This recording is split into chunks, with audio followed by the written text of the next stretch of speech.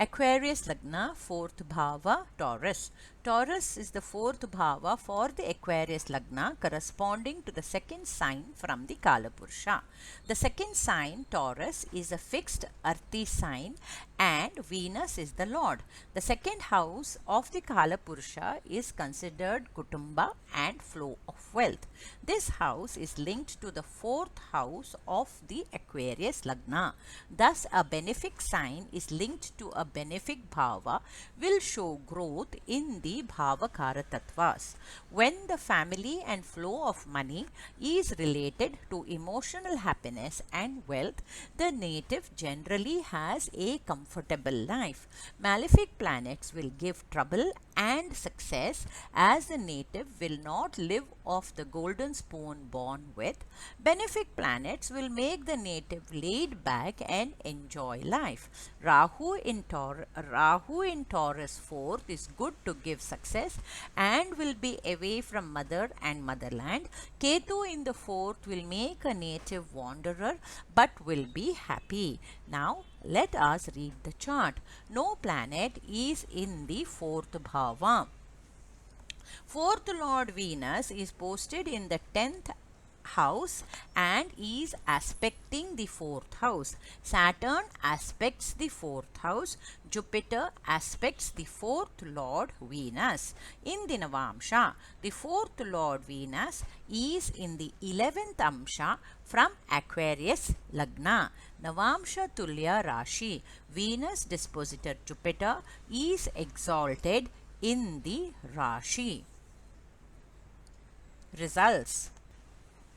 4th Lord aspects the 4th house along with Lagna Lord Saturn. The native will come from a well-to-do family. Saturn influences the 4th house, shows the native is attached to the family. The native has wealth and has also made his own. Jupiter's influence confirms the same. 4th Lord in the 11th Amsha gives us the same result, as the native will amass wealth and be happy. And when we shift our focus to Navamsha Tulya Rashi, dispositor Jupiter is exalted. Being the 2nd and the 11th Lord, promise of wealth, happiness and fulfillment of the 4th bhava is given. Do remember the Dasha Bhuktis plays a very important role.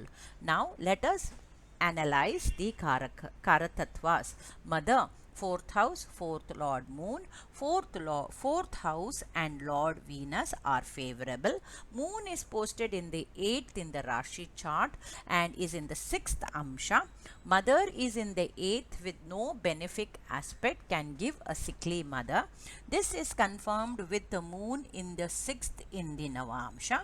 Since the 4th and the 4th lords are well placed and well aspected, this may be considered as a temporary setback to the mother when the Dasha Bhuktis are not favorable.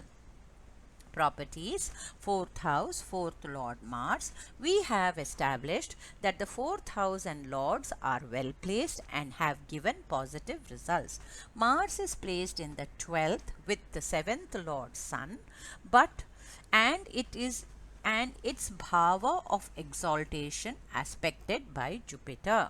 In the Navamsha, Mars is in the Lagna Amsha along with Sun. The native will have properties, and most of the placements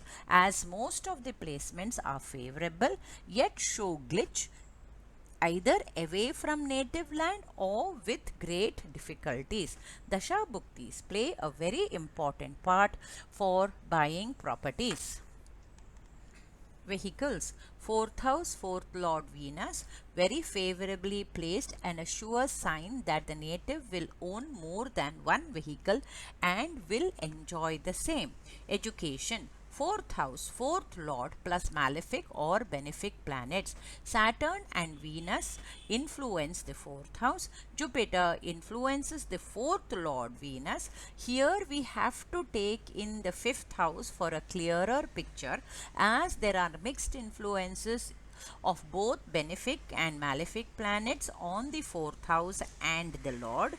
The fifth house and the fifth Lord Mercury aspects the fifth house. Thus, as more benefic planets are associated with the fourth and the fifth house, the native will take soft studies. I am sure by now the understandings of the fourth bhava is very clear.